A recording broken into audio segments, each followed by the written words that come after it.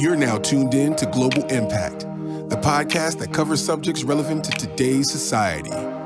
Whether it's local or international, your host will be sure to bring it to you right here. Get ready for a life-changing experience with your host. I Got Something to Say with Stacey J. Hello and welcome to Global Impact with Stacey J. I am your host and I have something to say. On this podcast, we discuss issues that happen here locally in my hometown of Detroit, Michigan, and across the globe. Many of you know that I am an ardent advocate and educator against human trafficking. I've written plays about it, along with juvenile delinquency, Alzheimer's, and I plan to sound the alarm about much more. We hope to bring more awareness about autism, ADHD, anxiety, depression, and many other mental health issues that affect us. As a breast cancer survivor, we will continue to bring health concerns to this podcast. And we look forward to having experts in the financial literacy arena who are passionate about financial peace. Our platform is to sound the alarm and spotlight concerns that will educate and impact.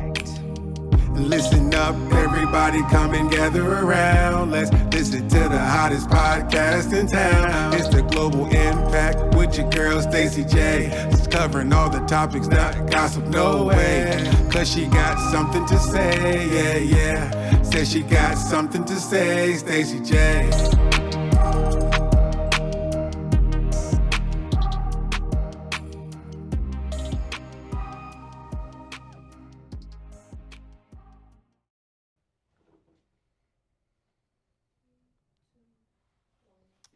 Hello. Good afternoon. And thank you for tuning in to Global Impact with Stacey J. Thank you. I am so excited to have this wonderful lady here sitting next to me. We are launching. This is our first episode, so we are launching for the first in what better episode to launch is community empowerment. Yes. Community empowerment. And you know, this started because my niece, we're at the Collective. So I want, with this beautiful space, we are at the Collective. And if you want to know where is the Collective, if you remember where the old Mammoth used to be, we're located at Greenfield and Grand River. Mm-hmm. And so we're on the second floor. We're directly next door to Foreman Mills. So when you park in the lot, if you ever come here, and we're going to tell you why you need to come, and you're going to understand why you want to come at the end of this podcast. So I'm so excited. Oh, I got to say too, happy Valentine's Day. Happy Valentine's Day to everyone out here. I have some fun facts about Valentine's Day, and so will share that throughout the podcast as well. So, yeah, I was talking to my niece, and she's very, very passionate about, and we're going to meet her later on too, Shauna. And so she's very, very passionate about the Collective. Mm-hmm. And every time I talk to her, she's telling me about the Collective. So I said, you know, I want to come over and interview you and your team. And then she told me exactly what the Collective stands for, what they're doing. You're going to get more into that, and so will I guess. And I said, the first thing I said, let me call Dr. Vertanji, because this is her field, mental health and youth with disabilities. And let me call her, and it became a full circle moment where you are directly connected with the Collective. So, Dr. Vertanji, when I think of autism advocacy, you are the first person to come to mind. I see you everywhere. I've been at the Coleman A. Young building. I have been everywhere I go. I see you in Hezekiah. And you're always on the move about the Father's business, about your Father's business, advocating for autism. Please tell everyone how you became an advocate. I am Dr. Vertanji. Thank you so much for having me, Stacey Johnson. I really appreciate the invitation. I became an advocate when my son, who's living with autism, he was diagnosed at the age of 4 years old. And I decided, let me educate myself so I could be a better mom, so I could be a better educator, I could be a better advocate for him. This is how I got my start. And God took me to a different space. After becoming an advocate, I didn't know I was going to be this known in doing this work that I'm doing. But I'm glad I did it because now I'm impacting parents because it was a struggle. It was difficult, but I thank God for my blue journey, and it has really helped me out. I like that blue journey. Yes, and that is the color. You can hold on to that because we have some equipment, so Okay. we'll need your voice in that microphone too. Thank you. And so blue is the color that Of is autism. associated with autism. We also see a puzzle piece. Because sometimes you may not always fit in the puzzle that's designed for you. So you're going to stand out. So we're always putting the pieces together because this is truly a journey. Going from food, sensory, noise, non-verbal. You have to always put that puzzle piece in the puzzle. And we have to find out where this phase of life will fit. Okay. And so that's why you see the puzzle piece. Oh, And that's why I advocate with the puzzle piece, the color blue, because it's a blue journey. And then it's always a puzzle piece. Will it fit here? Will it fit there? How you're going to fit into life. How I'm going to fit that into my life. How I'm going to fit that into my child's life. I love that. That beautifully explained. Thank you. Beautifully explained. What does youth empowerment? We're talking about community empowerment today, but what does youth empowerment mean for minors or youth teens with disabilities? Okay, so let's start here. I wanted to make sure that my son, not just my son, any youth that was coming back up with a disability, I want to make sure that with the disability we can see abilities. And my son, he's living with autism, but he's an artist, he's a gamer, he's a comedian, he's a musician, and he loves to cook for some reason. Not sure where he got that from my mom, but to make sure the parents know that where there's a will, there's a way. We just have to put the work and the effort into it, and our babies will get there where they need to be. Okay, wonderful. What life skills are important for our youth? I think our youth that's living with autism, they need communication skills. So if they're nonverbal, we need to teach them sign language or some kind of way to sign. Those skills are very important to them. Being able to recognize things, being able to have life skills, which is preparing a meal. As they get older, bank account information, how to get to and fro, sensory information, how to move within a community that's within a community. We hear sensory a lot, which is very common, and when we hear a lot with autism, can you explain to our audience who may not know what does that mean when we hear sensory? So when you hear sensory, my son, you may see him in pictures. He may have headphones on. There's some environments that he goes into. He may can tolerate the noise, and then he may not can tolerate the noise. Okay. I'll give you an example. We go to restaurants a lot, just to get him accustomed to tasting different foods and doing different things. Some restaurants are very quiet, like we've gone to Roof Chris, a very quiet restaurant, and then we've gone to Applebee's, very loud. So he knows within himself, okay, well, it's time for me to put my headphones on so I won't be overstimulated. We go to the Pistons game, it gets loud, sometimes it's quiet. He knows he's self-taught, okay, this is too loud for me, so I don't become overwhelmed and put my headphones on. And then if it's too large of a crowd, he knows how to dismiss himself. But things are self-taught. If it's a crowd that he can fit into, he knows how to fit into that. So those are very important, and those are very important skills that parents need to watch. How your child fits in society, their ability to stay in society, and their ability to fit in, and when you need to remove them, pull them out. Wonderful. Yeah, that's so much wisdom. How did you convince Hezekiah to become an advocate? Because he's just as active. He's always with you. He's assertive, professional, just well spoken. And how did you groom him, or how did you convince him to become an advocate? Well, let me say this. You were at the school that he went to. Yes. He was nonverbal, artistic, used to be a runner. Yeah. Then as he got older, he became more verbal. Then he stopped running. And then when he learned what autism was, he was embarrassed to let people know he's artistic. Yeah. You know, when you're moving. I know how that is. Right. Yes. I want everybody to know I'm artistic. Yes. But then later in life, I was explaining to him, you're smart, but you don't comprehend like other young men do. Yeah. So I said, you have to learn how to speak for yourself. And if you're in a situation, you have to learn to say, I have an autism, so people will know how to handle you. That's how he got into that field. Yeah. So now he's advocating for youth, teaching people how to treat youth, teaching the public how to treat youth, just making us aware that he has a disability, but he also has abilities. And he's very, very confident too. I love that. And I know that you're being humble and modest, but I know so much of that has to do with his rearing and the time that you spent with him, the love and the prayers that have gone forth. But So, you know what? hmm It was a journey for me to have him, and I think I have siblings, and hmm when I told each of them I maybe had autism, they kind of was like, "Okay, he'll be fine. You got this."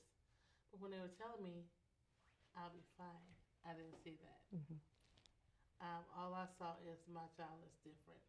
Okay. All I saw is, let me take a deep breath. Let me pick myself up off the floor. Let me get myself together, and let me get mom together first. hmm Okay. But there was some work that came along with that. I understand that. Let's talk about Hezekiah's Kids. I see that beautiful logo plastered so often on social media, and we also use that as well for the flyer. What is Hezekiah Kids? And well, that's a two-part question, so I'll let you explain. And then I want to know also is how can people become more involved because there are people who have a child who has a child that is newly diagnosed with autism, and people need a tribe. It is so important that people understand that you do not have to be out Mm-hmm. here as a lone ranger. There are support groups. There is a tribe for you. I believe Hezekiah Kids is a tribe for parents. Yes. It's a support group. Could you explain that and how people can become more involved? So Hezekiah created his own logo Hmm in a class. Shout out to Miss Anderson. Yes. He was supposed to be doing his work, but he likes to draw. So he created that logo, and I went from there with that logo hmm because he always talked about Hezekiah kids. So I thought this was some cartoon or something. So he actually created that himself. And so let me go into what Hezekiah Kids is. Hezekiah Kids, when I put it into a nonprofit 10 years ago, it became a support group for parents where we can get together, talk, get resources for each other, and just to let each other know we supported each other. So I do have an Instagram page. It's Dr. Vertanji on Instagram, and I have a group called Hezekiah Kids on Facebook. And then you can also follow me on LinkedIn, Dr. Versanji Kendricks Bailey, and I will drop my email and phone number in the chat so that you guys can grab it from there. Yeah. So I also do workshops to empower the youth and empower families. I do a lot of outings and I do a lot of resource fairs because we want to bring knowledge to the Yeah, community. and I think you just answered my question because special education is a hot button ticket right now. And the numbers, there's such a large uptick, and we won't get into why so many Right. children are diagnosed or on the spectrum, but very, very hot button ticket, and even within our district as It to is. where is the best school and services. But do you do any consultation for families who may need help navigating on this path? So I do have a couple workshops that's coming up. Mm-hmm. So you can come to my workshops and I teach you how to navigate through this process. Mm-hmm. And then I have a lot of support groups that I navigate. Right here at the collective, we have a lot of conversations. I bring resources here and I bring the experts because I believe in having someone on staff that's licensed in these spaces to help the parents. So I have a lot of community conversations. I have one coming up April 4th. The Hezekiah will be facilitating, but I also will be doing a parent workshop where you can come in and get things that you need and just empower each other. I want to call you Dr. Stacy so bad. I'll That's accept coming. it. I will Um, accept it. Right. Because we need to know, because I was a lost mom. Even though I was educated, known in the community, autism was very new to me. Yes. So I created this space so that we can have the conversation. I can go to you and say, Stacey, I'm having a hard time with this. Yeah. How did you handle your son? How did you handle your daughter? Right. What can I do? Yeah. So these are the reasons for the community conversations, and they will be posted on social media as well. There are so many people that struggle along with a lot of things. I know I'm a breast cancer survivor, and when I was going through, there are a lot of groups out there. And we do have to be careful because some groups may not be as helpful as others. But I was blessed to find that tribe and to find that group. And to this day, I am still a part of that group. and we're very close knit, and we pray for one another, we love one another, but sharing that information, because when we go through things in life, whether it be a cancer or divorce or autism or whatever, we need a support group, and we're not meant to be alone. And we are meant to, that's why sharing and testimonies are very, very important. But we are meant to help one another. We are, and be a blessing. I think that's why I created these spaces, because they're safe spaces, and we can come in, we can share testimonies with each other. We can also network. Yep. And I do not go live a lot, so it may not look like Hezekiah Kids is active, but we're very active behind the scenes. And I feel in these spaces, I don't record. Yeah. I don't post the meetings, because there may be a meeting where I'm breaking down because this guy's crying, or somebody in the audience is breaking down because we'll say Mickey Mouse is crying. Yep.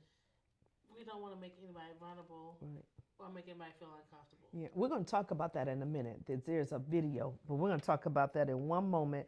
What are there any myths that you want to debunk about autism? I know I'm in the human trafficking sector, and there's this white van, and we have to constantly debunk that myth. But what if you could think of one or two, maybe three myths that you have to constantly debunk about autism? So the first myth is, I remember a young lady told me, just whoop him, he'll get better. Ooh. Okay, Yeah. well, I can discipline, but there's still a disconnect. Yeah. The next one is he'll grow out of it. He may grow out of that stage, but then there's another stage. Yeah. The next myth is it's hereditary. Right now, I've been doing my research. We don't know where autism comes from. Okay. So we'll just leave it like that. Since we don't know, we'll just pray that the parents have strength in raising their children. Yep. So, and you've answered that question that I had about what would you say to parents and guardians who need a support system, and you've given that information, which is Hezekiah's Kids. Tell us about your 313 Citywide Mental Health Summit, because I think I'll be there, right? Yeah, we'll be here. Global Impact in Detroit Press Play. Yes, so we'll both be there. Hello, Detroit Press Play. Yes. So I am so thankful. I'm going to have 2 podcasts going that day. We want the media to come out, and just like Dr. Stacy said, I call her doctor because she has helped me out so much. Just being an autism mom herself, she's gone through things. Yeah, Asperger's. So yeah, we are raising a wonderful child with Asperger's. Yes. So the 313 Mental Health Awareness Citywide Forum is, I want to educate the community. Because as you look at something, and I was very strategic, I prayed about the 2 podcasts that I want to be a part of it. I prayed about the panelists. I prayed about the moderators. Because mental health, I take this very serious. I'm a mom that has gone through a lot. We won't get into it today, but I'm an autism mom. And there are people that's going through things, just because you don't see it, doesn't mean it's not there. So I want the city to be able to embrace each other. One of the moderators, Andre Thornhill, he'll be there. He lost his son. Okay. So he's dealing with that. That's something mentally on his family. I have a trauma recovery coach that's going to be on the panel. Wonderful. Because sometimes we have trauma that needs to be addressed. I have 2 psychiatrists that's going to be on the panel. Because sometimes we need to get help. So when you leave my 313 Citywide Mental Health Forum, you're going to leave with resources. You're going to leave with people that can actually help you out. So I want to empower the community, because mental health is very, very key right now with our youth. And we may not know what people are going through. My MC, her mother committed suicide. Wow. So that's something, she looks normal. My other moderator, April Chambers, or Worthy Chambers. Yeah, she's amazing. She's a facilitator. She's taking care of a sibling with special needs. And tell us what April does often, the fashion shows. Yes. April does the fashion shows where the kids can come in and model, and she treats those like they're expert models, so they're entirely differently, but she boosts their self-esteem, she gives that to the community, so that we can see these kids have gifts and talents. And then Andre Thornhill, he's going to be speaking with the parents to let them know you never know what's going on in a parent's mind. So we're going to be doing a lot of great things in the community. And we will have Global Impact. Stacey they're, J. And Detroit Press Play. Yes, yes, I'm but we're going excited. to have these podcasts here, and we're going to be doing more things with them because we really need to get the community aware on We mental health, do. autism, Yes. and just to Yeah. educate and empower our families because Right. we never know what somebody's going through. Correct. And mental health is a global issue. It is. Autism is a global issue. Yes. And so all of the things that you're covered, Global Impact with Stacey J will always be there. And if you have an event, a community event where you want us to sound the alarm and get the word out, we would love to come. Global Impact with Stacey J.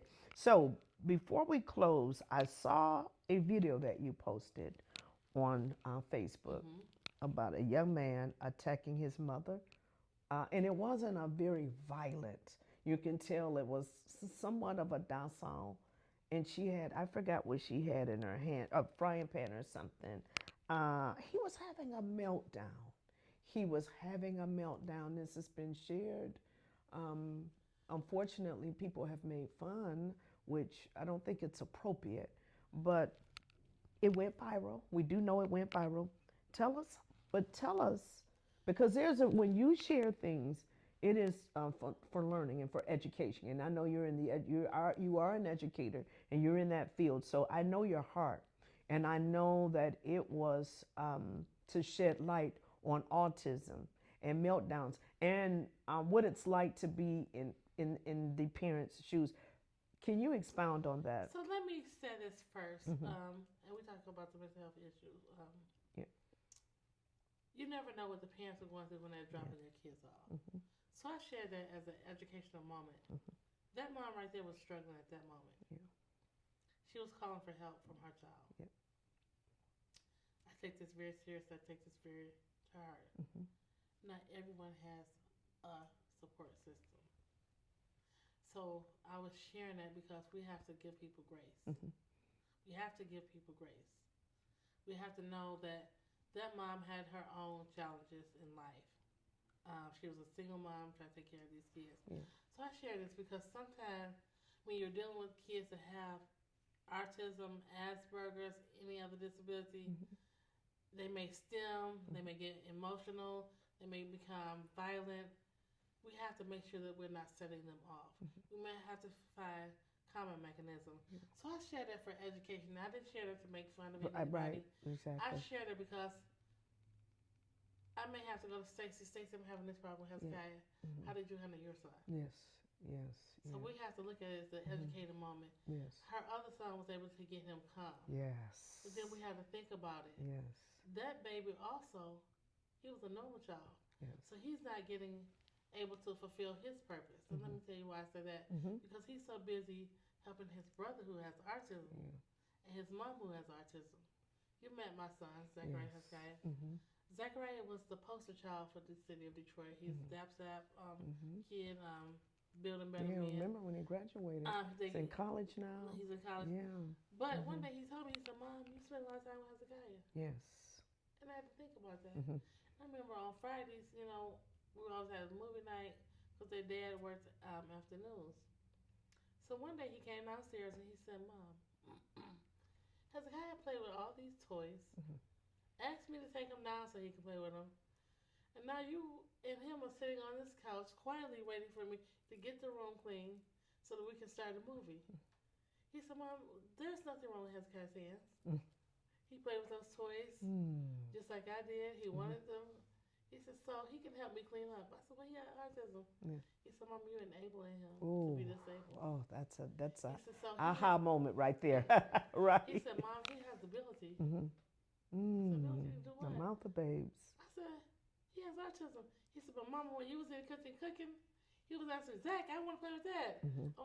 So he took all the toys out, and now he's sitting there calm looking at me. Yeah. So he said, I'm going to take Hezekiah upstairs to help me clean up. I love it. Yeah. I said, well, he has autism. So Hezekiah went up and cleaned up. He said, Mom, I like cleaning up. And I was like, ooh. Yeah. So at that moment, I learned. You raised the bar.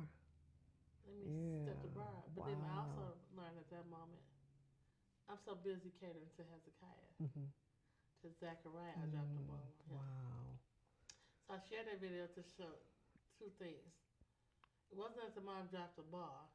She was overwhelmed. Yes. And I was showing that video. So if you see me struggling, their prayer, but also find a resource for me. Right. And I noticed in the video, if you watched it in any length, you can see her calmly and patiently putting things back up. I think the curtains or repairing things that he had torn down. She was educating. She was educating. That was her sole purpose, was to educate and show meaning. And unfortunately, we do live in a world where people don't understand. They don't read the room. They're tone deaf about these things, and instead of being educated, unfortunately, people will make fun. But we got to definitely continue to sound the alarm and educate, and let people know it's not okay. Just remove the stigma, and it's not. And I like how celebrities are coming out. Holly Robinson Pease, one of my favorite people, one of my favorite champions, celebrities for autism, because they get when if a comedian says something that's inappropriate, they go straight for the pockets. So they're going to go to whoever is funding them to say, hey, they need to retract that. They need to apologize. They need more understanding, and so definitely that's so important. So I have to stop you right there. Yes. To be rude. Me and my son, we visited Washington D.C. 2 years ago. Okay. We went to the Capitol. Mm-hmm. Now we have state legislators that's coming out stating that their child has autism. And one of our Congress ladies here, she said, I said, you take Hezekiah everywhere. So she pulled me aside to tell me that her child was living with autism. And so she learned something from me. So eventually she would come out and let you guys know that she has a child with autism. Wonderful. And you're not being rude, so thank you. Anything that's why when I think of autism, I think of you. And no, you're not being rude. Anytime you want to interject, please, because because we have to. Yes. I take Hezekiah places. If I only stay 5 minutes with him. Yeah, he's being socialized too. Yes. We go to restaurants. Yes. I remember I went to Texas Brazil. The manager noticed that my baby didn't eat anything. All he ate was rice. He came back over to me. He said, I'm going to give you a refund for you and your son. Wow. I said, why? He said, because you paid for 3 meals. Wow. But your baby didn't touch anything. Wow. Yes, compassionate. Wonderful. So you did give your information, and you will put it in the chat on how people can book you for your next events. Repeat that one more time, because somebody might have their phone in their hand or typing, or have their pen in their hand writing. So explain to them exactly. So they can reach me on Instagram, Dr. Vertangi. That's Dr. VERTONGIE. Or the Hezekiah Kids Facebook group. It is a private group, so if you send me a request, I will let you in. Or LinkedIn, Dr. Vertangi Kendricks Bailey. And I'm good with text messages. If you want to know anything about me, please text me at 248-671-3177. And we're having a mental health citywide 313 mental health forum over at the United Cartwright Millhouse. Make sure you stop by. We will have supports there for you. We have licensed professionals on staff for you and vendors. What's the date for the mental health? March 8th. And that's on a Saturday? That's on a Sunday. At what? Oh, Sunday. At what time? It's from 3 to 6. 3 to 6. Then the networking will be from 3 to 4. And we will start promptly on time with the vendors at 4. Okay. Before she leaves, I have 2 questions for her. And what's really important, what do you do for self-care? Oh, wow. I pray. I go get my feet done, my hands done, my massages. And I just take a moment, take myself out to dinner, and just relax. Excellent. That's so important. Self-care is very, very important. Because this is Valentine's Day, and for those who celebrate it, some of us don't, I do have a fun fact in a minute. What is your favorite love song? Exceptional by Babyface. Oh, Exceptional by Babyface. I have to listen to that. Okay. Exceptional Love by Babyface. Exceptional Love. It's Exceptional Love by Babyface. Yes. It has been a dream to have you in this space to educate our audience. Yes. And you know, I can't wait to go to the Mental Health 313 Summit. Sunday, March the 8th. I cannot wait. 3 to 6. Great time. Cannot wait. And then we can follow Dr. Vertangi on her social media. I follow her often, and I check her page often because I want to be connected, and I want to know what is going on in that field, and also to send other parents her way. And if you know of a parent that needs a tribe, if you know of a parent that needs to be connected with the group, Hezekiah's Kids, please reach out to her. Thank you so much. I appreciate Thank you so much for having me. Have a good day. And I'm excited for our next guest, which is Dr. Jennifer Lane. So we're really excited. So Dr. Batunji, we're going to bring her in. So one of my fun facts in between our break and while they're exchanging mics, but one of my fun facts is I thought that Valentine's Day was just maybe United States just celebrated over here, but no, it is celebrated in 100 countries. And so many countries, not only is it just for lovers, but it is for friendships. It's to celebrate friendship. So that's one of my fun facts. I have another one in a moment, but right now we have the beautiful Dr. Jennifer Lane here. She's joining us right now. Thank you so much, Dr. Lane. Thank you. And we're going to also ask, we have a couple of mics because we have a few cameras going on, but also if you can talk in that one as well, we appreciate it. Yes. Yeah, so I went to your website, Dream Tech, and it's spelled D. And for people out here, we kind of break some things down so people know it's Dream, as in DREAM, Tech, TEK. Correct. And I just got so excited when I went to your website because of what you do, and it's in line with community empowerment. Community empowerment, and that's what our show is about, community empowerment. And one of the producers here, he said, "What is your goal?" I said, "To educate and for global impact, because people need to know about these types of organizations, and they are all over the globe. And we just happen to have one here in my city. I live in Detroit. I'm a Detroiter. We happen to have one here in Detroit. I was so excited to read your mission. But did I read this correct, that you help provide teams for youth with disabilities? Yes, we work with all ages, but we particularly found that young people that have differences, they learn different, they process, they may have physical differences, face challenging times when they're trying to enter the work world. And so we help them with those transitional skills, not just to find jobs, but to find careers that are not your normal, box, cookie cutter things. And also to enter entrepreneurial world, because it is so needed today. Our young people with differences, disabilities, whatever people identify that as, they are so talented.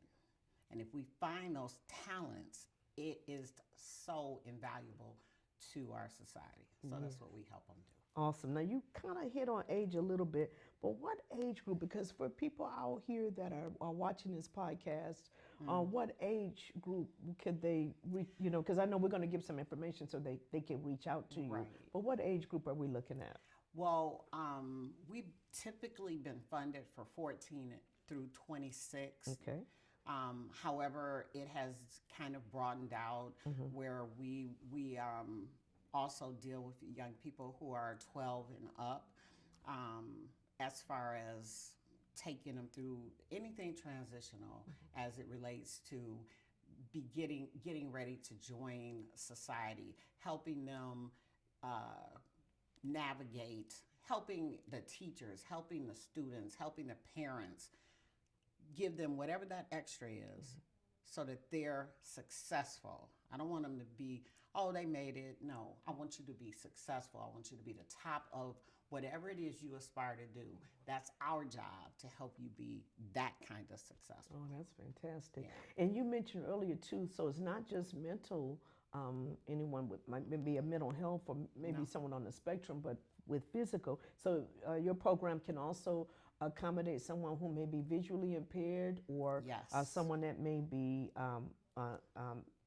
Right. hearing, speak with sign language. right, sign language, or even physical, and so, okay, very good, wonderful. Oh, absolutely. How did you become involved in this work? What sparked? What was? Oh, you know Yeah, how you we have start time. off. Let me sit back because it sounds like we got to have a minute. Yeah, let's You talk. start Let's off start. Dig into way that. back aspiring when you're young to do psychology, and then somebody says, "Oh no, you're a better manager," and then you go to school and you learn to love tech, and suddenly, I found myself at Head Start. That was one of my stops. I was an adult ed facilitator there. And then I went to work for the city in employment and training. Okay. Yeah, I know that. And I worked my way up, was eventually became executive director of a lot of different programs. And I knew way back then, because I'm a little older, I won't say how old, about 60. But I knew way back then that we needed to prepare all of our young people a lot better than they had been being prepared. And then I had a colleague that was already off into, she worked with special needs, and we partnered up for some time until she actually passed, rest her soul. But what I found is it is so exciting. It's exciting to help anybody move to their next level. Yes. But when you see the sparkle in a young person's eye, when you tell them that, hey, this summer you're gonna have a summer job, and they're like, which park? Because cleaning up, and all. No, baby, no, that's not what we're doing this summer. We heard you wanted to be a barber. We're gonna let you work in a shop with barbers. Wow. We heard you. Some kids, their parents are like, he's not gonna take a job. All he does is play his game.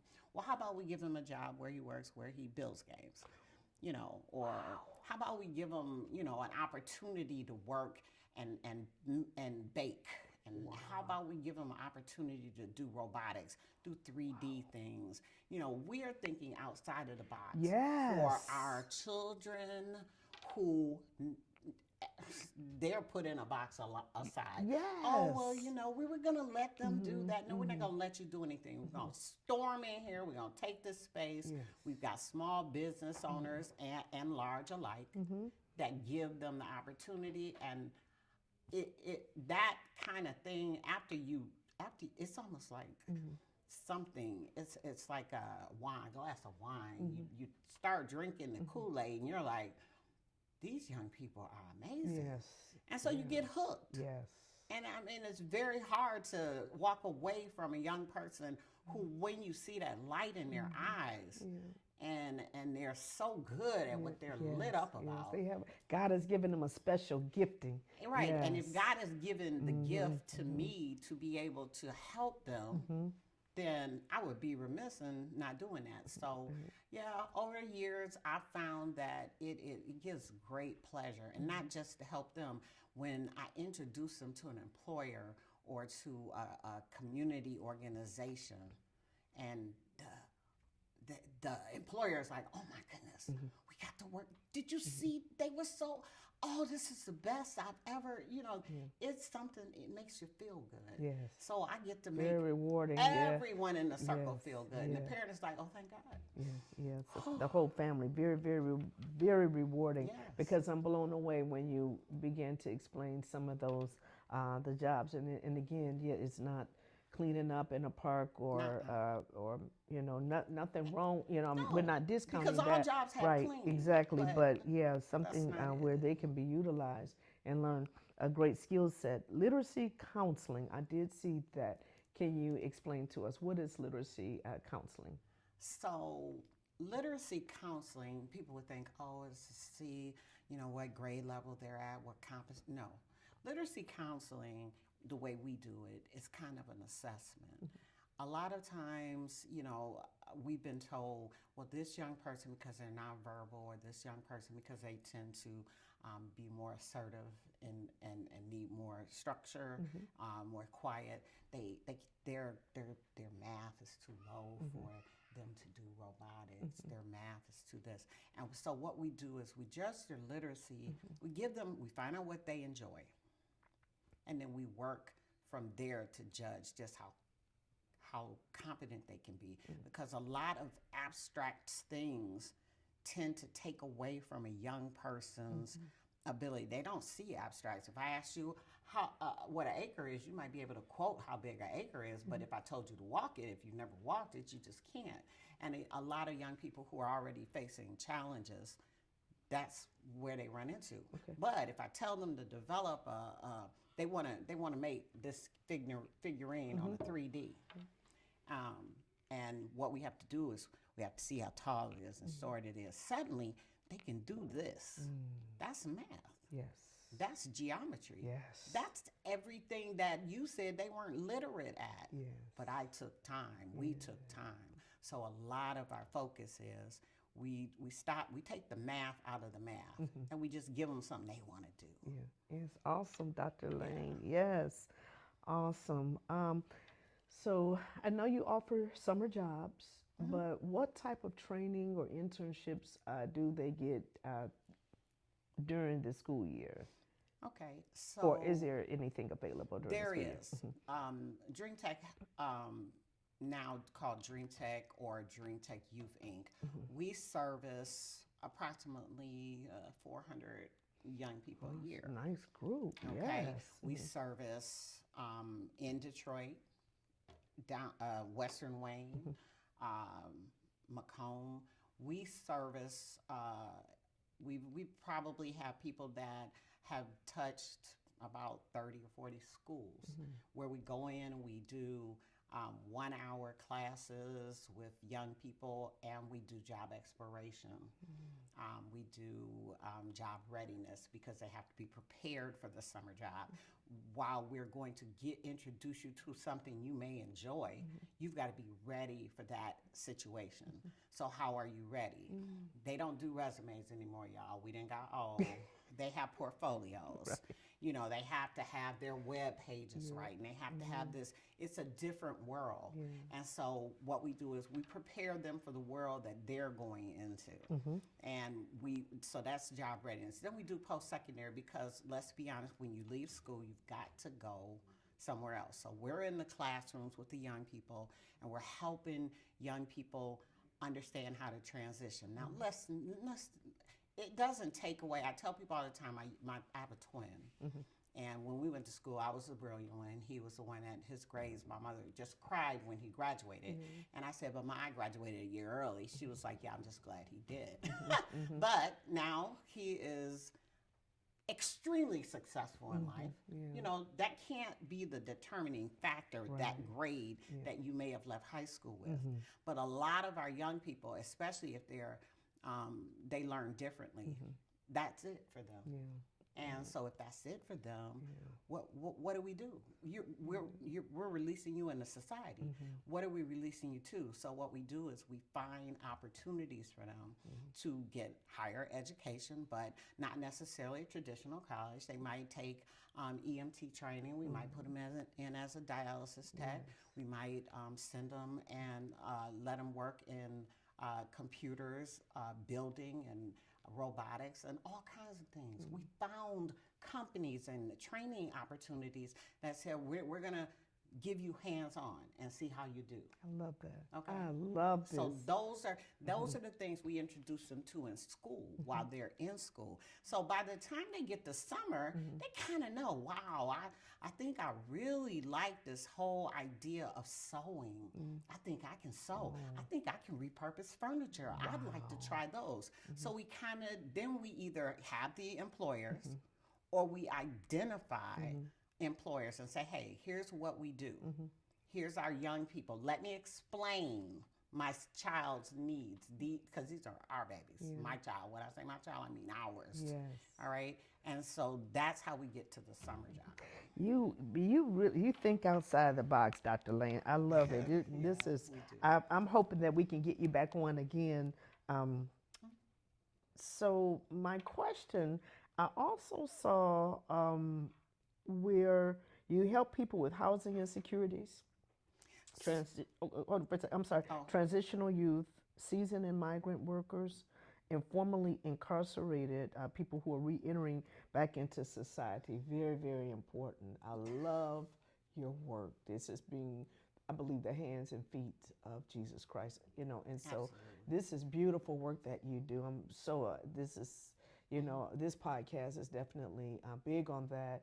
Can you explain that just a little bit? I know for the sake of time we have a couple of more people, but Yeah. just can you briefly explain this? So really quickly, when we began Dream Tech, we began it working with returning citizens, and then we were introduced to foster services. Oh, wonderful. And so what I found is there is no different in the need.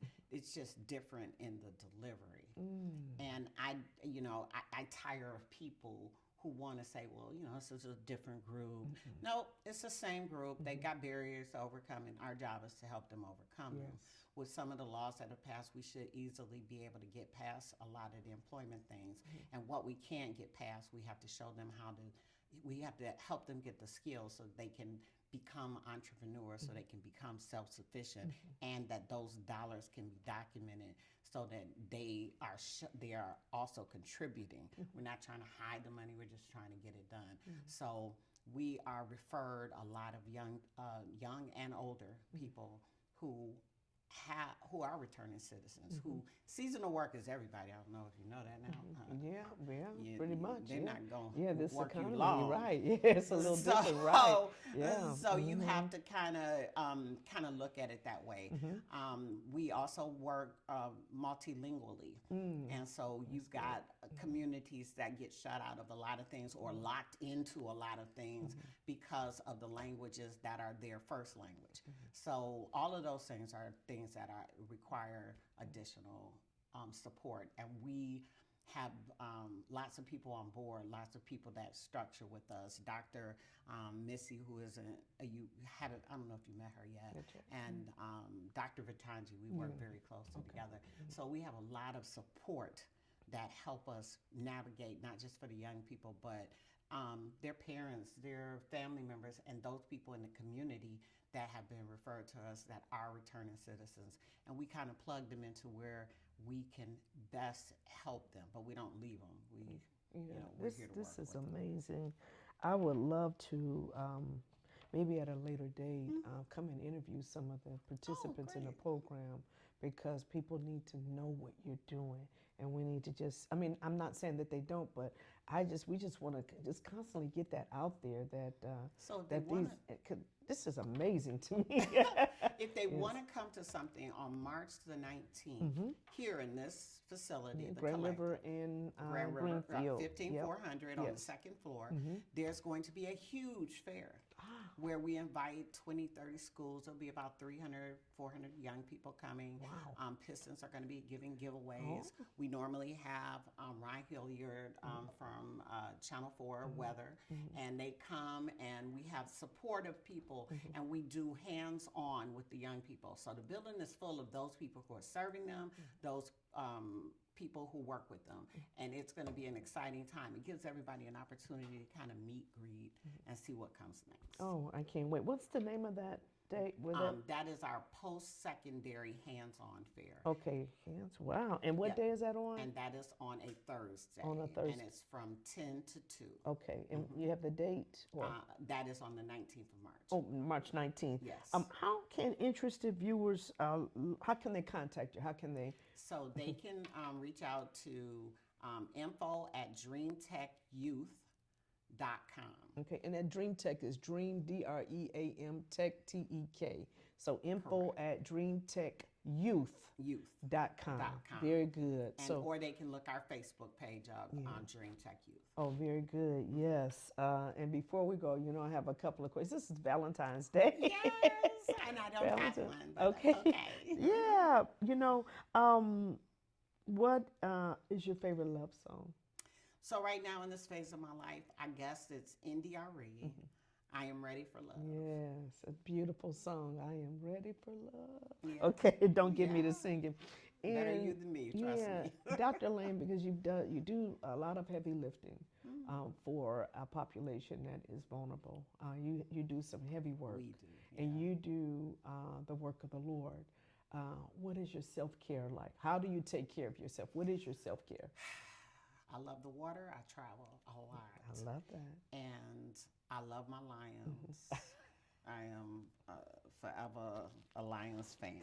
So yeah, I those are my love it. two things that. You, do you And do I you go to the read. games? Are you a I am a season? season Season? ticket Okay, holder. okay, okay. Yes. All right, okay. Yeah, that looks just like almost Oh like I yeah. got some I good am. seats too, right? I, Not So bad, Lions, but okay. I Yeah. love my Lions. I do and when you too, say yes. you do so much, no, Yeah. it's a group of 60 or so people that actually make this happen. And so I'm just a representative, you know, but I am grateful to be a part of something that you can hold your head up and be proud. When the young people come back to you, you feel good about it. That is amazing. This is so rewarding. What is your favorite travel destination? This is last minute, so I'm taking your Okay, break. Just give me so one place. Universal, because I am a nut. As a matter of fact, I can't wait to get to the new Epic, you know, where they got all the Is you parks in Florida? one in Florida. I've got to get like to the Disney new too. one. When Yes. I am, and Disney is different from Universal. I'm In sorry. California, Yeah, right? but Universal is where they do the movie kind of yeah, thing. yeah, Oh yeah. my goodness, Okay, that is yeah. like my favorite. And I Universal. know that sounds No, weird. that's cool. I love it. But I love it. I can't. I use my grandkids as Yeah. an excuse. But we're going to the new one, and it is. I can hardly wait. Yeah, I love Florida. They have so much going on. right? Yes, thank you. Thank you so much for joining us. Oh, not a And it is my problem. prayer to get back over here and talk with you again Oh, because not a I problem. I'm love always what you're available. doing. I do, yes. And Okay. we're going to continually, although you have a great community and network, over Really 400 people, that's beautiful, a lot of families, but I love it. And we're going to continue to sound the alarm on Thank you so much. helping people that, you know, and there are careers and jobs that they can come Oh, in and get the training. So absolutely. this is so important. It's opened up my eyes today. Absolutely. Thank you so much. so much. I All righty. appreciate your time. Oh, you're welcome. All righty. And so as Dr. Lane is leaving out, and we have Andrew Lane, her son, coming in. So I can't wait to talk to Andrew. So another fun, well, this is a fact. I don't know if it's a fun fact, but Valentine's Day, we said it was celebrated in 100 countries, but the countries that Valentine's Day is not celebrated in is Saudi Arabia, Iran, and it's banned in Pakistan. So 3 countries: Saudi Arabia, Iran, and banned in Pakistan. So, but in most countries, Valentine's Day celebration of friends. So it's not just for romantic, for lovers, but it's also celebrated for friends. And you know, I notice people are getting into Galentine's Day, and ladies are having parties and different type of outings for the ladies. And so I love that. Probably one of the reasons why I don't celebrate Valentine's Day is because I didn't never want to. And this was before I got married. Be in a position where I'm like, I don't have anybody, and I'm depressed or whatever like that. So that's one of the reasons why I never celebrated Valentine's Day. But I do like to see people. You know, the men were at the store buying flowers and chocolates and things like that. So I do think it's kind of fun. But I don't celebrate it. It's so commercialized for me personally. But, you know, bravo to anybody out there that is celebrating Valentine's Day. That's just my own personal opinion. And so we're waiting for Mr. Andrew. He's coming in to sit down in a minute, to be seated. And he is our last guest, Dr. Jennifer Lane. Andrew is her son, and I am excited to hear from Andrew. I have some wonderful questions for him. And then after, we have one more interview, Shauna, and this is how this podcast came about, was from my niece. And so I'm excited to talk to Shauna. Yep. It sounds like you're at Okay. an event or on a panel where Jennifer is the current Okay, that's okay. Just a few minor technical difficulties, and Andrew is setting up so that he can be, so everybody has social media. So just bear with us for a second. And I'm going to ask one of my assistants, do you have a favorite love song?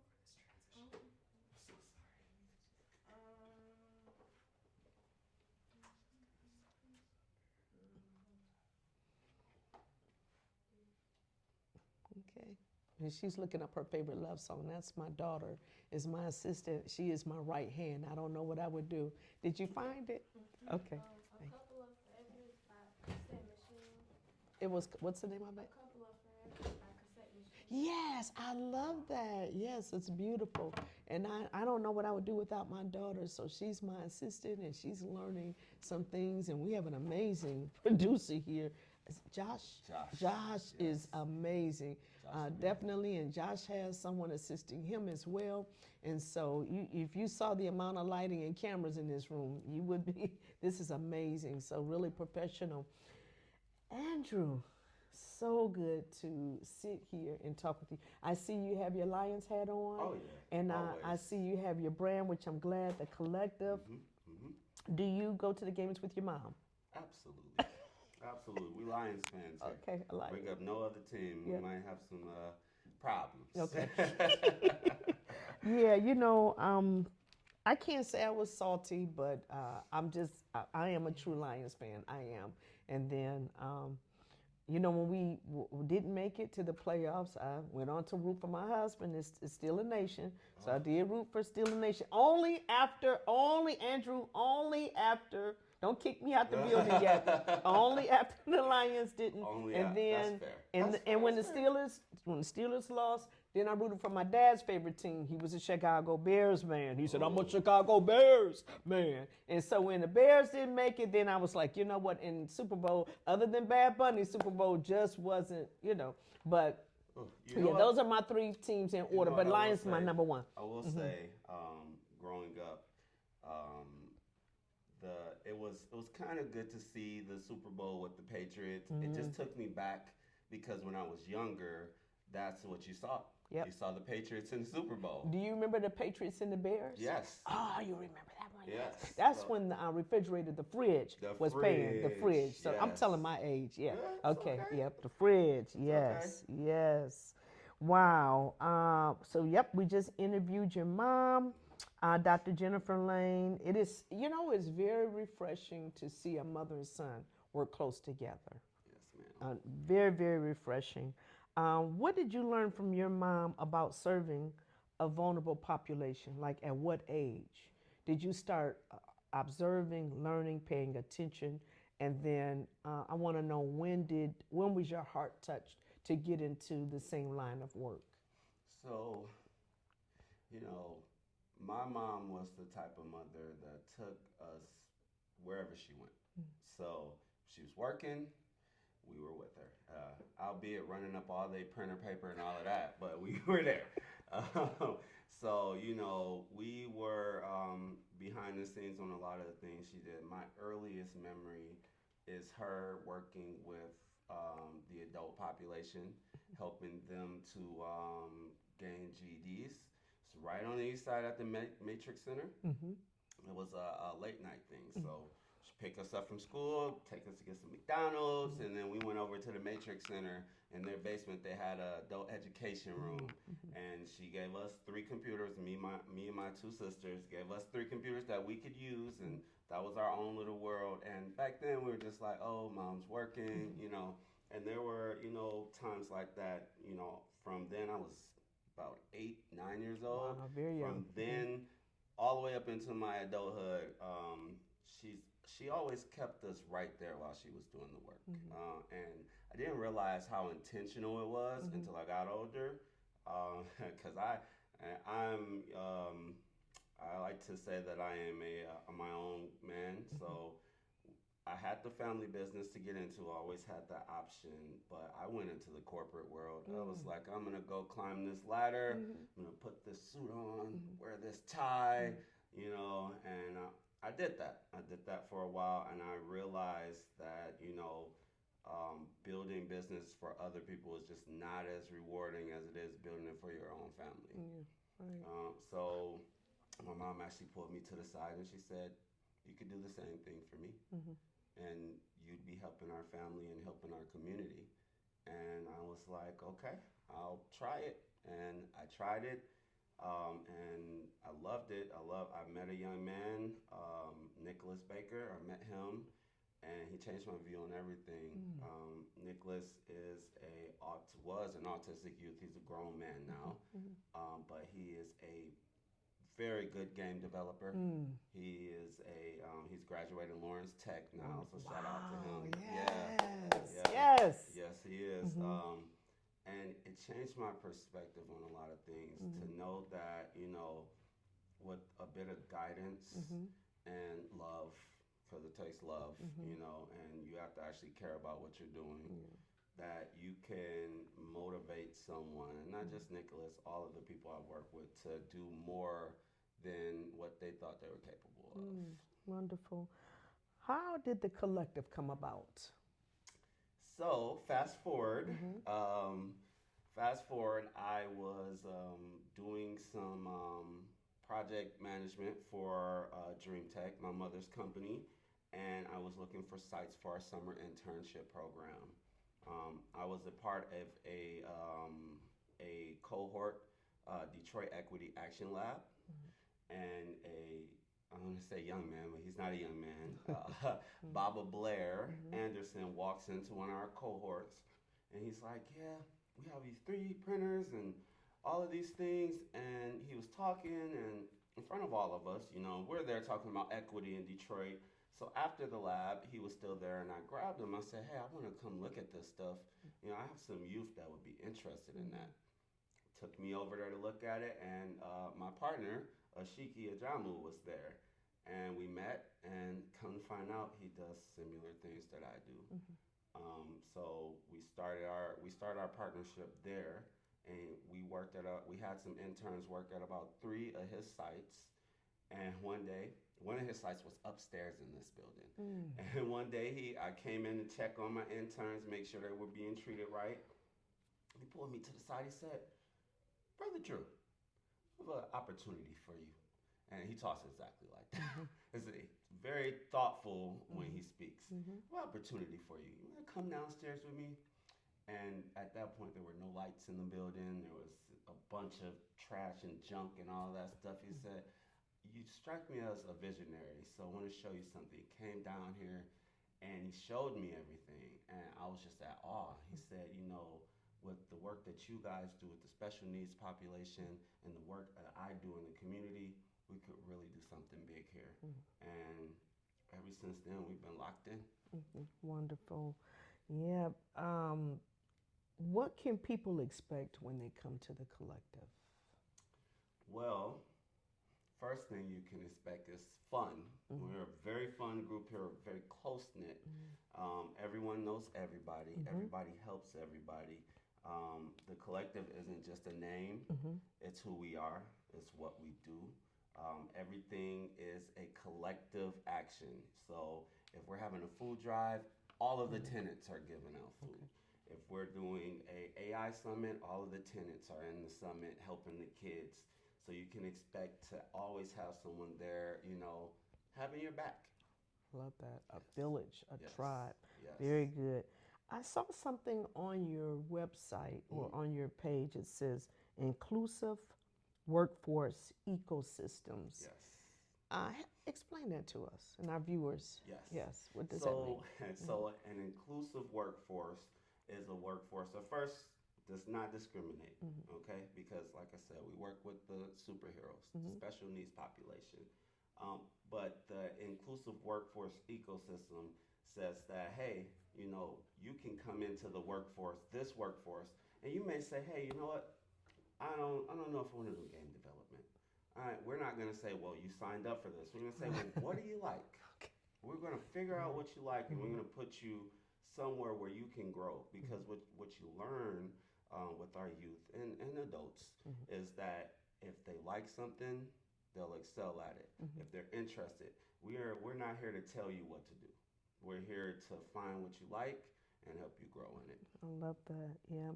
Okay, I understand you have a technology and focus workshop. I saw that being promoted. That's something that I want to continue to promote on my social media page. Tell us what the technology and focus a workshop. It's Tuesday, still Tuesday, February the 17th. Yep. And I saw AI, artificial intelligence, because I know that that's so important. Yes, it and is. that's something that everybody needs to know. Yes. Prompt engineering, Mm-hmm.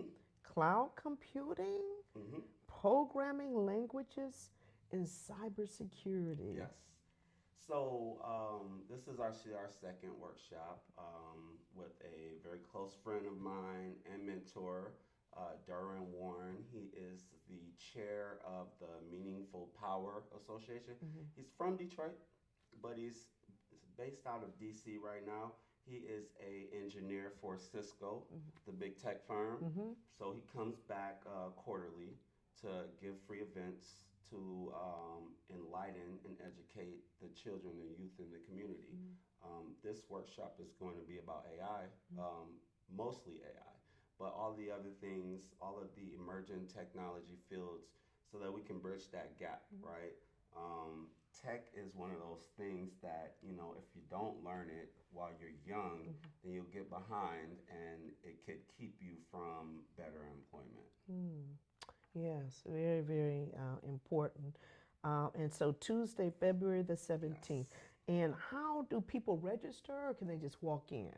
So yes, there is registration. If you guys go to the Collective on Facebook, the link is on there, or the Collective Detroit on Instagram, the link is also there. Okay, very good.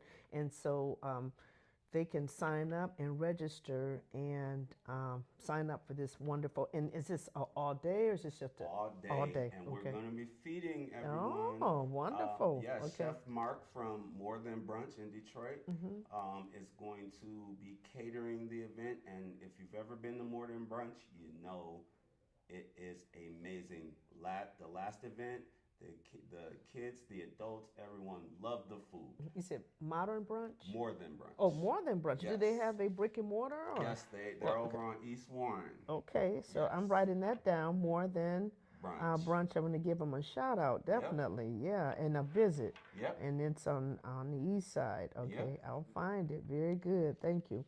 And you explain how the programs are beneficial for vulnerable adults as well.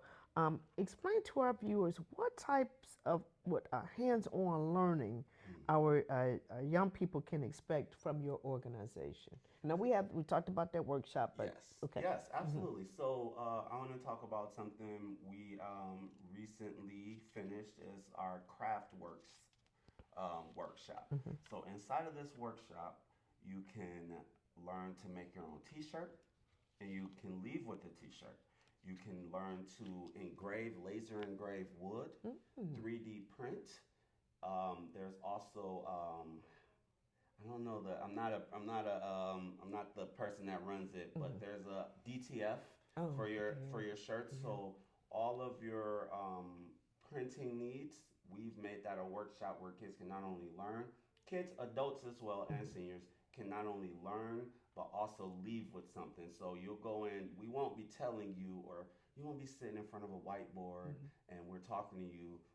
We're going to put you in front of one of the machines and we're going to let you run it yourself. Hands on. Yes, ma'am. Hands on. Yes, ma'am. Yes. One more time, our last question, one more time. How can viewers, because you have an amazing program over here, Yes. how can viewers get in touch with you or learn more about the Collective in some of the future events that you have, workshops that you have Yes, going so on? we're the Collective on Facebook.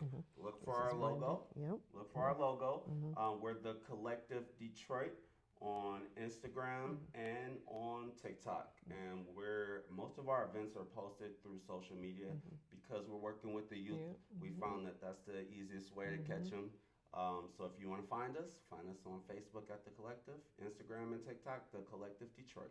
And I can't let you go without asking this question. I have two questions. Okay. Number one is, what is your self-care? Because you do a lot. You pour into Yes. people quite a bit. Yes. So how do you get what is your self-care routine? So, yeah, I do. I'm 16-hour days.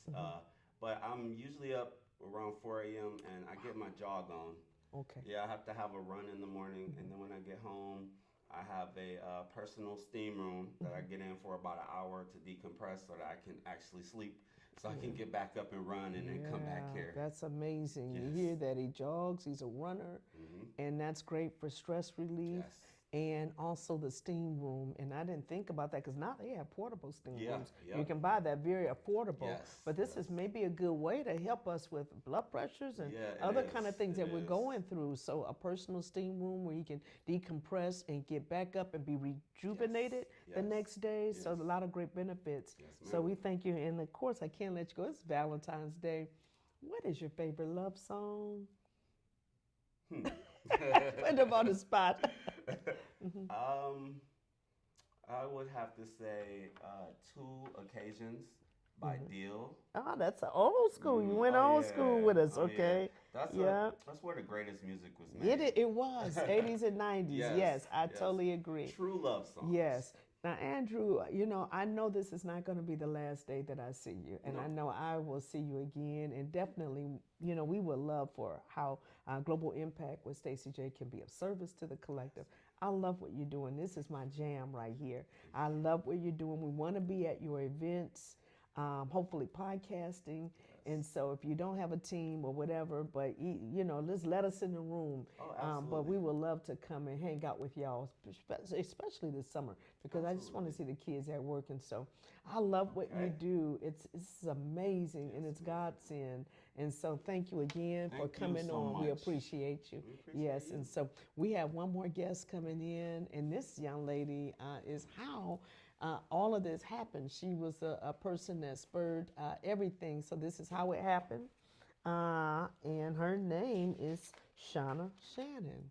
So we're looking forward to her coming in, and Shauna is going to speak with us briefly about veteran services. So Valentine's Day. We have plans, even though we don't celebrate it. We're going to be joining, my husband and I will be joining another couple. I've been married for 30 years, but we're going to join some other couples today for Valentine's Day. So we're really excited. And although, oh, yep, that's not a problem, yep. And so, not a problem, yep. And so, yeah, so we're gonna celebrate with some people that do celebrate Valentine's Day, some couples and couples ministries. So we're waiting for our next. Josh, do you and your friend, do you all have a favorite love song? Or what do you do? Do you all celebrate Valentine's Day? One of my favorite love songs is I'm so sick of love songs. Okay, all right, okay, With the Neo song? okay, okay. Honestly, you put me on the spot. Mhm. I can't think of one right now, but yes, we do celebrate. We just went to a Valentine's haunt last night, and it was really fun. Okay, wonderful. Yeah, I know some people get into dressing up with the red and black, and I'm so just out of sorts, but it's okay. So yeah, yeah. So I think I'm gonna wear red and black today. I don't want to be the oddball, so I will wear it for dinner. My favorite. I'm asking everybody what their favorite song is.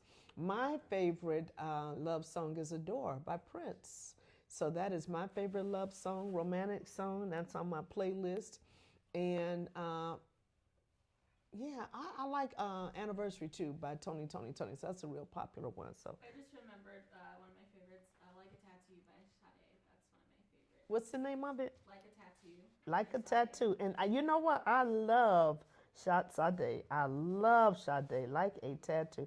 Gotta look that up. One of the best. She is. And I always tell people, and I guess it's coming, we're going to ask you to pick up that microphone because we got a couple of mics that we're going to be speaking in. That one on your lapel and this one as well. So we appreciate you coming. And so Sade is one of my favorite artists. And I always tell people, if she went on a tour, even if she didn't come to the States, if she was in Europe, even a 24-hour trip to Australia, I'm on the first thing smoking.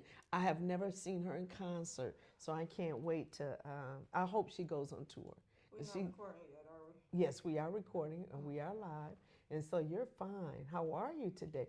If you can pick up that mic, we would appreciate that. Yes. So, Shauna, you are the reason why this came about. Because every time I talk to you, you're very, very passionate about the collective. You're passionate about the work that you do. And I know this past summer, you know, when I talk to you, you're always excited about the babies and them getting their jobs. And so you're the reason why I had to come over here and do this podcast. And I got to making some calls and realize how small the world is. So I just want to say thank you. It's my beautiful niece, Shauna Shannon. And I call you Butterfly, but for the sake of being professional, I'm going to stick with Shauna for the podcast. So, Shauna, tell us what branch, because you're going to talk about veteran services, but I know that you're very passionate about veteran services. But tell us, what branch of the military did you serve in? I served in the Air Force. In the Air Force, okay. Yes, ma'am, for about almost 4 years. Okay, wonderful, yes. And we did a lot of community work. We even did the thing for kids with autism and When you were in the Air Force? yes. Oh, wonderful, okay. Yes, it was the Special Olympics. Yes. And that was one of the best things I ever did, to see the smiles on their faces. Yes, yes, it is. And they still have and do a lot of great work. I know they do it in the school district as well. So that is fantastic. Let's talk about your program, Veteran Services. Can you explain community health workers? What does that mean? Because I do see a flyer, and I know we promoted a flyer with that on that. Exactly what is community health workers? Well, as a community health worker, what we do is help provide the resources for whatever you need, whether it's mental health, or if you want to become a part of a program to earn a little money for summer or any of our programs. I believe we have beauty, construction, which we did a really big project over the summer. Okay, explain that. What does that mean? That you said beauty construction? No, we have beauty services. Oh, like beauty if services. people that want to do hair. and- Beauty and construction. Okay, yes, I'm sorry. but I was for the summer we did the construction. We actually did this whole building. The students worked on this whole building? Yes, we did drywall. We put up drywall. We knocked down walls. We created doors and open spaces up. Wow, carpentry work. That is amazing. Wonderful. That's definitely a skill set where you could really earn a great living. That's fantastic. Yes. Yes, and they were paid for it as well. It's wonderful. Yes. And so that's so important. Not only will your young adult or teen, because I think they go as young as like 14 years old. Is it? No. Okay. Oh yes, we do go as young as 14, Right, but it's mostly like young adults. Okay, right. And Yeah.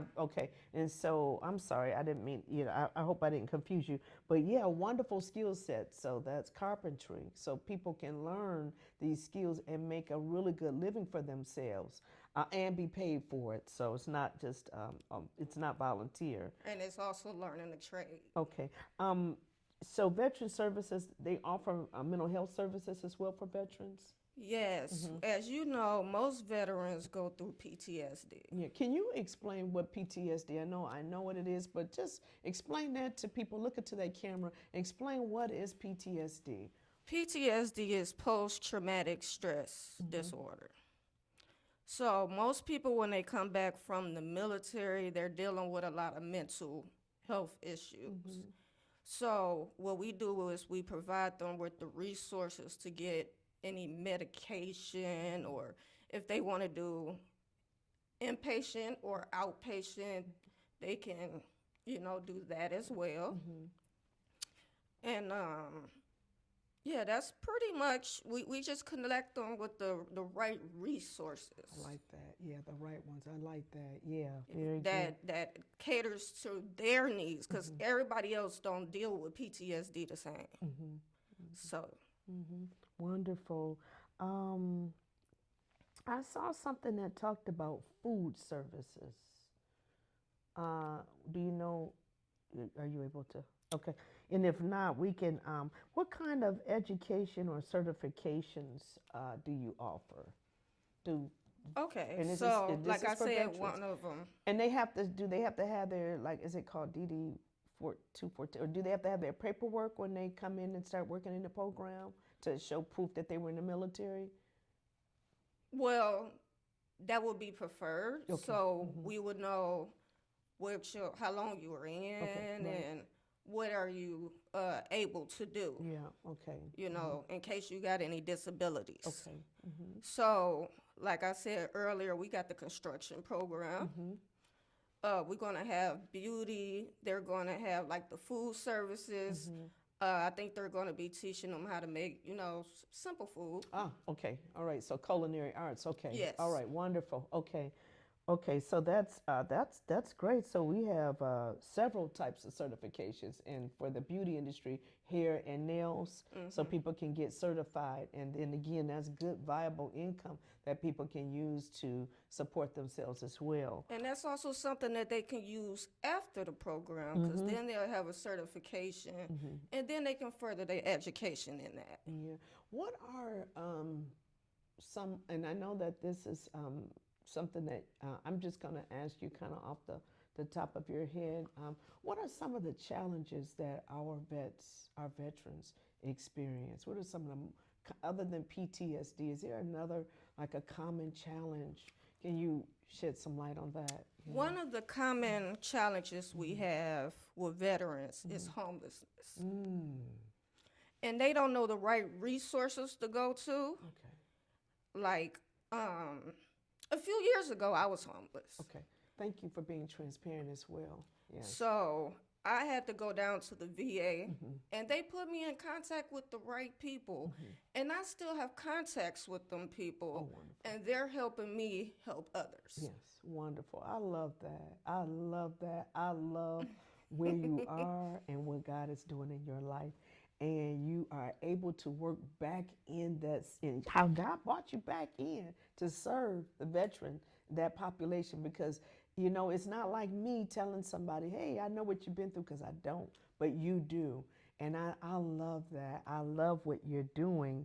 And you're just really excited and passionate. Yes. Because a lot of people don't like their job, but Yes.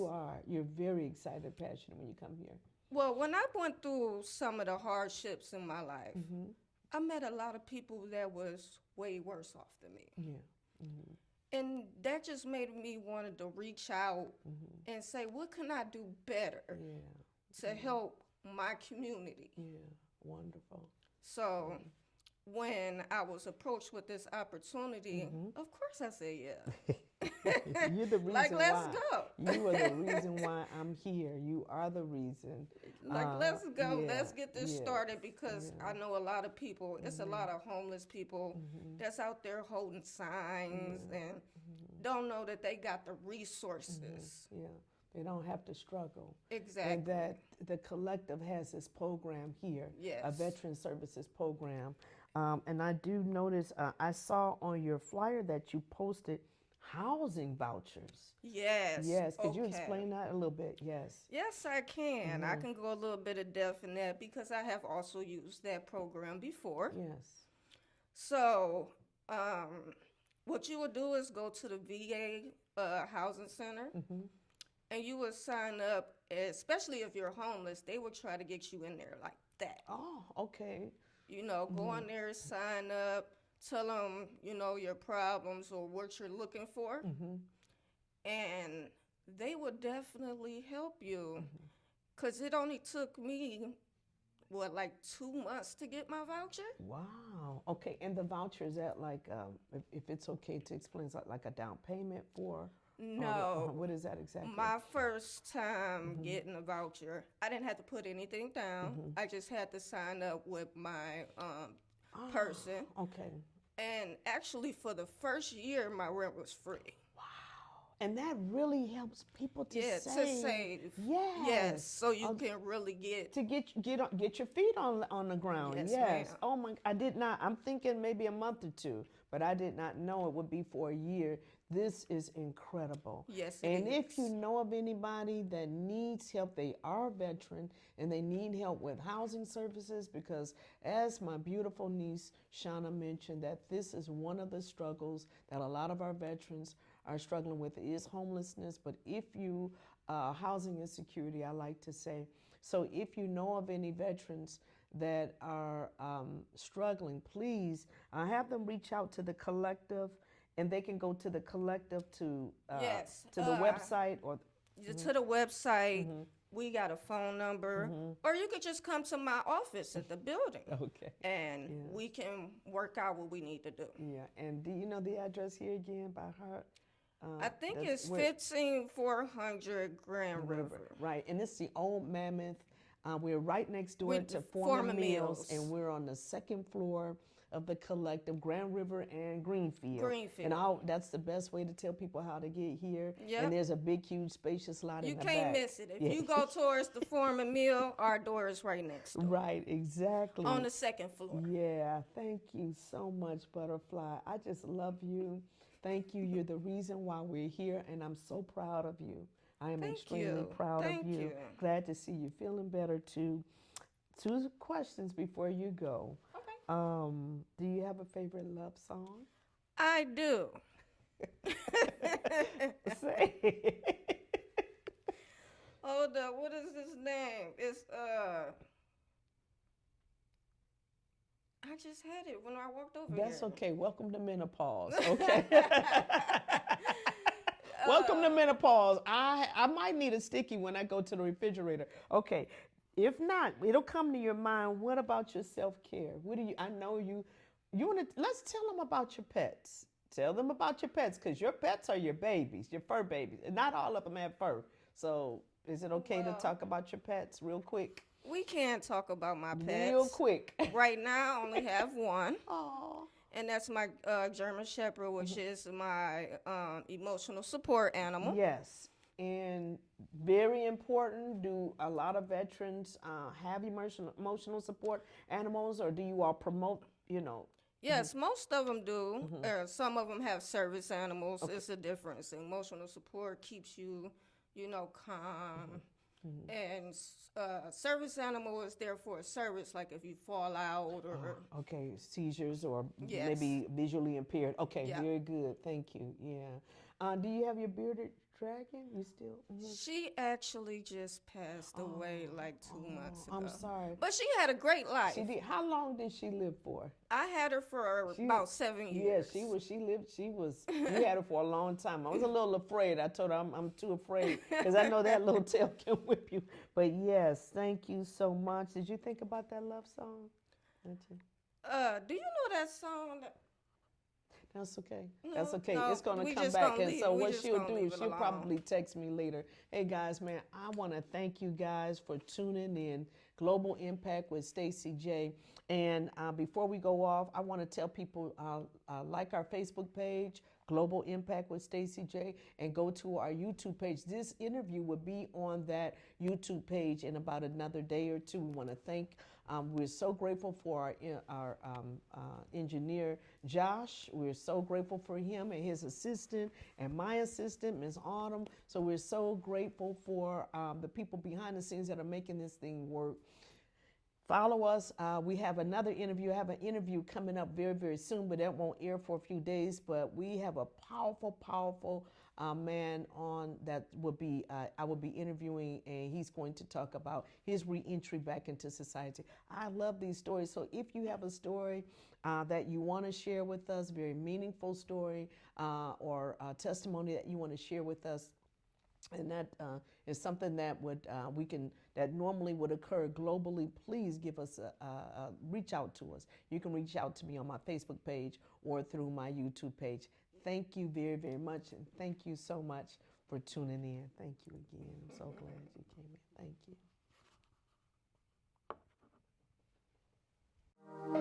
you. You're now tuned in to Global Impact, the podcast that covers subjects relevant to today's society.